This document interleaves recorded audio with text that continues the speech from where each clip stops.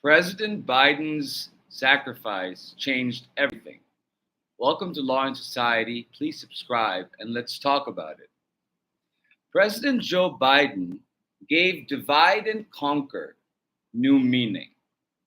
Now, divide and conquer is a way of warfare in which one party goes after more than one party by dividing them and separating their interests and dealing with them individually and weakening the togetherness that those entities have. The most cited example of divide and conquer was how the British conquered Mughal India after the Mughal dynasty sort of fell apart. What they did was they went after principalities, and if there were three principalities, they would favor one principality and give them arms and then divide them from the other principalities and take take control of principalities in that way by saying, now that we have given you these arms, you owe us some sort of a fealty. And that's how divide and conquer works in regular circumstances. Here, however, President Biden has divided has bifurcated the the campaign, the Democratic attack strategy, by stepping aside and immediately endorsing Kamala Harris. President Biden created two avenues through which the Democratic Party and the pro democracy coalition can attack and defeat Donald Trump and their authoritarian, dreams. The way that President Biden and Vice President Kamala Harris are doing it right now is quite extraordinary. And the example that I will give you is the recent endorsement and decision that President Biden had to reform the Supreme Court. So President Biden wants to have an enforceable code of ethics that is legislated, that is out of control of the Supreme Court, that is enforced, a code of ethics on the justices. President Biden said the second one would be to have term limits of 18 years for Supreme Court justices, because having them in power for for a lifetime is just giving too much power to one branch of the government. And the third and important thing that President Biden talked about was drafting a constitutional amendment to overrule effectively Trump v. United States, which said that there is some presidential immunity for former presidents in certain circumstances.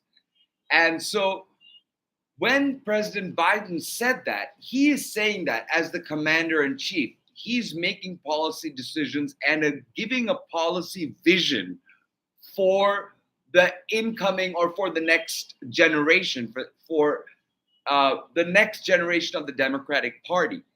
And excuse me. So we have Joe Biden going at it as the commander in chief, using the bully pulpit to talk about issues that need to be addressed and reformed in the next Congress. Mind you, what President Biden is saying is not possible to accomplish in this administration because there's a GOP House.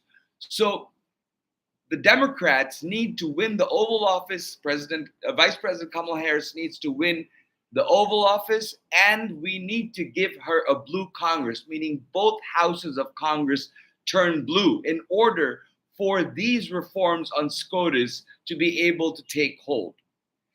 And now, what did Vice President Harris's campaign do? They endorsed President Biden's position.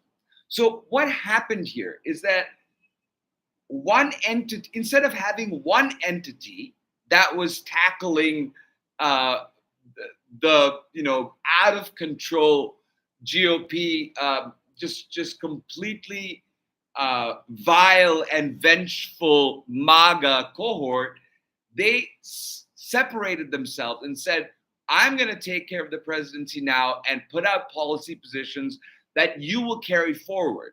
And by endorsing, that's what Kamala Harris is saying, is that when I come into office, this will be part of my agenda.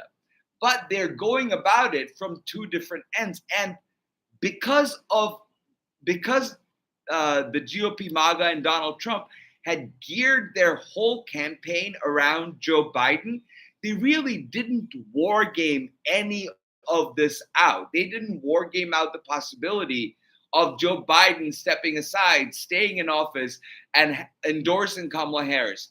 They didn't have that capacity to war game that out. They couldn't have war gamed out the momentum that Kamala Harris has right now. Just right before I came online, White Dudes for Harris have raised over $3.5 million in their Zoom call. Uh, you know, White Ladies for Harris, and then people of color for Harris, they've all broken Zoom and donated millions and millions of dollars, and the momentum keeps building. It has not even been 2 weeks, and Kamala Harris has over $200 in her coffers, which is a huge, huge shift in how the GOP wants to attack the Democratic Party. Or their whole system was built on targeting President Biden. They've been doing that for the last 3.5 years. They've been doing that with Hunter Biden and caking propaganda on top of propaganda and just building false narratives about a man who just defied expectations and gave up the power that Donald Trump so desperately covets. They did not, the GOP did not see that coming. They could not fathom that sort of selfless sacrifice. They could not fathom that sort of looking at the bigger picture and seeing what's better for the American people instead of President Biden's ego and saying, no, I am going to stick around. So this strategy of separating the candidate from the president has allowed the Democratic Party to go after Donald Trump and JD Vance in a far more laser focused way, because Kamala Harris's campaign's rapid response team is awesome. And they come out with rapid responses to his rallies and to his speeches and to his interviews right out the bat. That's not something that we saw with the Biden campaign. Mind you, Kamala Harris is the head of the Kamala Harris campaign. So under Biden's leadership, if Biden was the only head of the party and going forward, their rapid response team wasn't as aggressive as Kamala Harris's is. So now Biden's team doesn't have to be. He doesn't have any more campaigning to do. Now he can just put out policy positions that Kamala Harris will endorse and thereby take up as part of the new agenda that will come forward when she wins in November. So we have to keep this momentum going. We have to target their false narrative that they're trying to build around Kamala Harris and tear them down as they come up. Mind you, there isn't enough time for MAGA to build new false narratives of Kamala Harris. And as we have seen, personal attacks by vile JD Vance backfired.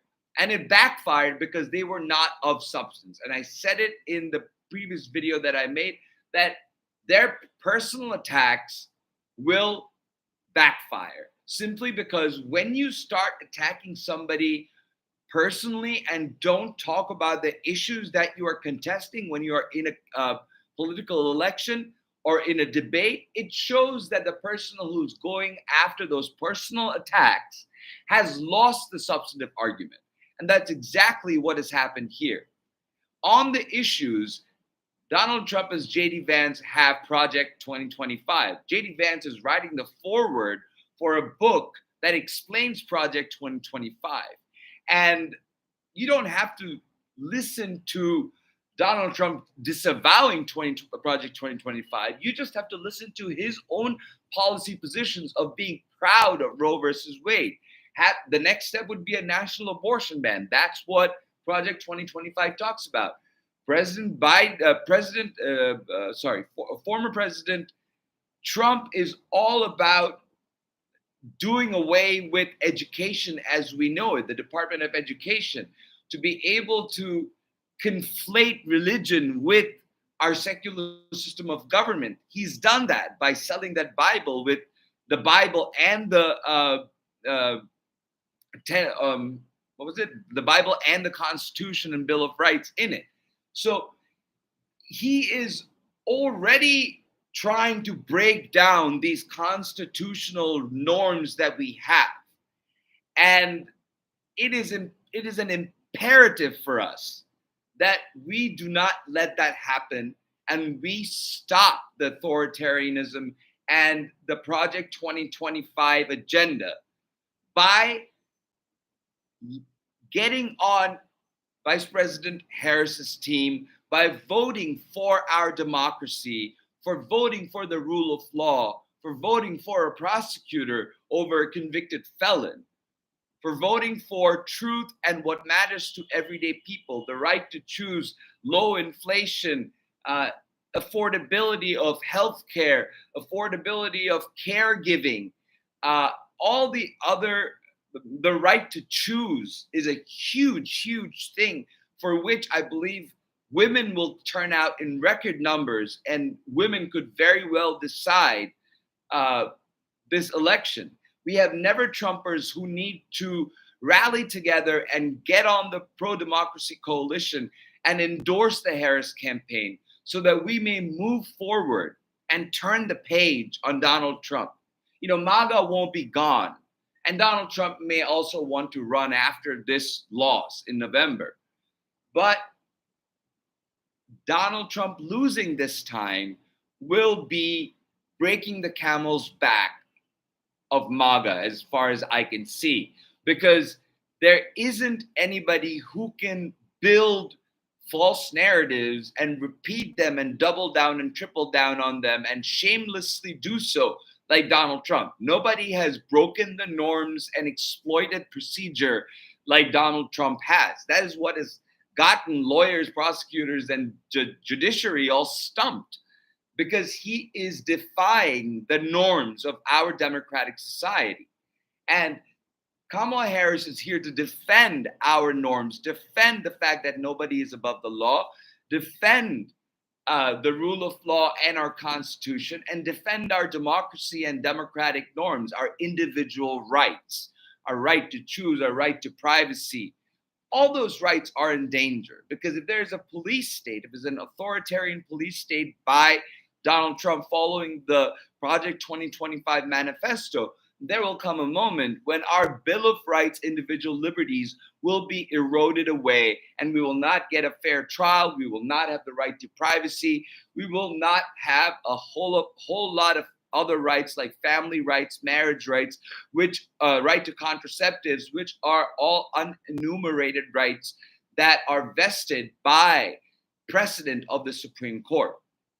If there is no Supreme Court reform done, then the Supreme Court, if Donald Trump and MAGA get into the White House and have control of the Congress, then they will install more right-leaning justices, and we can say goodbye to right to contraceptive, right to marry, right to family. We can start to say goodbye and see a quick erosion of our constitutional right of privacy under the Fourth Amendment. We will slowly start to see the erosion of procedure and right to do and our due process rights as the judiciary gets swallowed up by a corrupt presidency that will fill the judiciary with loyalists and not jurists who follow the rule of law. So that's what we have. That's the battle in front of us. And President Biden has given us a gift by stepping aside. And Vice President Harris is giving us a chance of voting for the future of America. And I believe that we need to vote for Kamala Harris for president in order for us to save our republic. With that said, I am going to stop now. And thank you so much for listening. If you're new to my channel, please subscribe and like. And I will come back and talk again if whenever I find it necessary and important. Take care.